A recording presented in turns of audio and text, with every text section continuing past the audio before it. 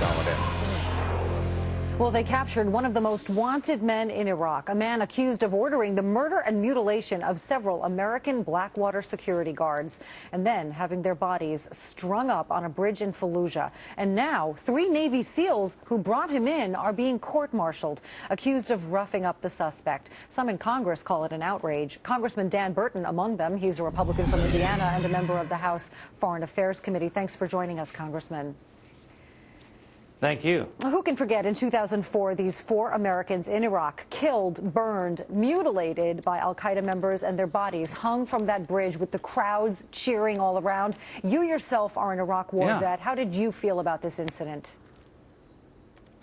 I think this is an absolute tragedy and miscarriage of justice. I talked to the chairman of the Joint Chiefs at a committee hearing the other day, and I said, how in the world could 3 Navy SEALs be court-martialed for hitting this guy in the mouth, and they say they didn't do it, and hitting him in the stomach?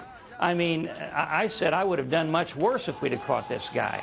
For crying out loud, in World War I and in World War II, if we had that happen with the Japanese or Germans, it would have been a critical mistake for us to try Americans for going after those kind of people. Yeah, to review here, the man believed to be behind those attacks on those Blackwater contractors was Ahmed Hashim Abed, and 2 months ago these 3 Navy SEALs captured him. They did not kill him, burn him, mutilate him, hang his body from a bridge, but as you say, they may have given him a fat lip. There's some accusation that they might have punched him in the stomach. They are now being court-martialed. You know, they were, though, offered non-judicial punishment, but they turned that down because it would have required an admission of wrongdoing.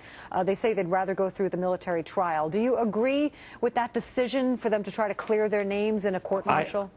I sure do. I think the military, who lay their lives on the line every day to protect this country, like these 3 Navy SEALs, and they go after these terrorists, they catch them, and supposedly they hit them in the mouth or in the stomach, and they're being court-martialed for it, when this guy dragged people through the streets, burned them, and hung them from Americans from a bridge. That's incredible.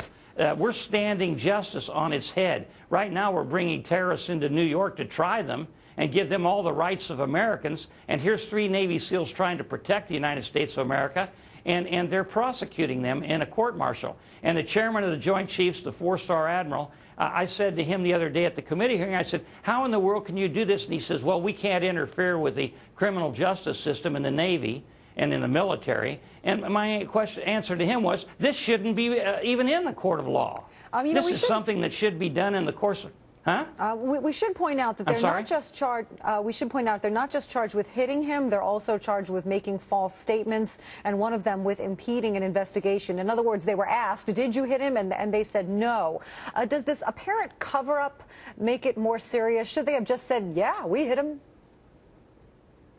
Well, I don't know whether they did or not. They turned him over to the Iraqi forces, and the Iraqis may have done it, and then they turned them back over to the Americans. But in any event, this is a terrible message to send to our military fighting men and women who are risking their lives every day. Right now, people are they're saying, well, we're going to give Miranda rights to terrorists that we capture in Afghanistan and Pakistan.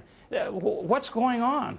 I mean, this is a war against terrorism. And in war, you have to do whatever is necessary to defeat the enemy. And to give the enemy aid and comfort by prosecuting Americans who did their job just makes no sense. And let me just add one more thing. In the al-Qaeda manual, it says, if you're captured, complain of torture or abuse, because that gets on American television and causes Americans to be concerned.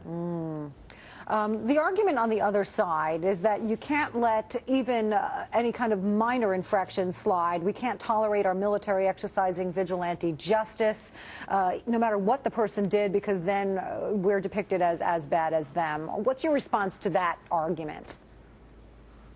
This is war. In World War II, can you imagine people being court-martialed for this kind of activity? This is ridiculous. Now, obviously, if they did this, then, of course, there should be some question about whether or not they should have or not. But the court-martial makes no sense. And, of course, they say that they turned them over to al-Qaeda, and when they came back, that was when these questions were raised. But al-Qaeda says if you're captured, complain of terror or of torture or mistreatment. And that's what they all do. Yeah. And the American people are supposed to buy this sort of thing. It's just terrible. These guys should be vindicated, and we should send a strong signal to our military that we support them in this war against terror. And you wrote a letter to the Defense Secretary Robert Gates asking him to stop the prosecution. You're trying to get other lawmakers to sign on to that letter. How is that going? Well, we just started that in the last week or so. But I did talk directly to the chairman of the Joint Chiefs of Staff when he was before our committee with the Secretary of State and the Secretary of Defense, and I said this was unconscionable. And it is. There should not even be the consideration of a court-martial. If there's some kind of a reprimand, which I don't think is in order as well, but if there's supposed to be some kind of a reprimand, well, that's one thing. But to court-martial 3 Navy SEALs who are fighting for this country against terrorists for going after a top 10 terrorist who did all this mutilation of Americans, it makes absolutely no sense, and it sends a terrible signal to our military and to the people of this country. Congressman Dan Burton, thank you for joining us. Thank you very much. Right about 18 minutes now past the hour when a 45-year-old man showed up at the mall in an elf suit. Someone might have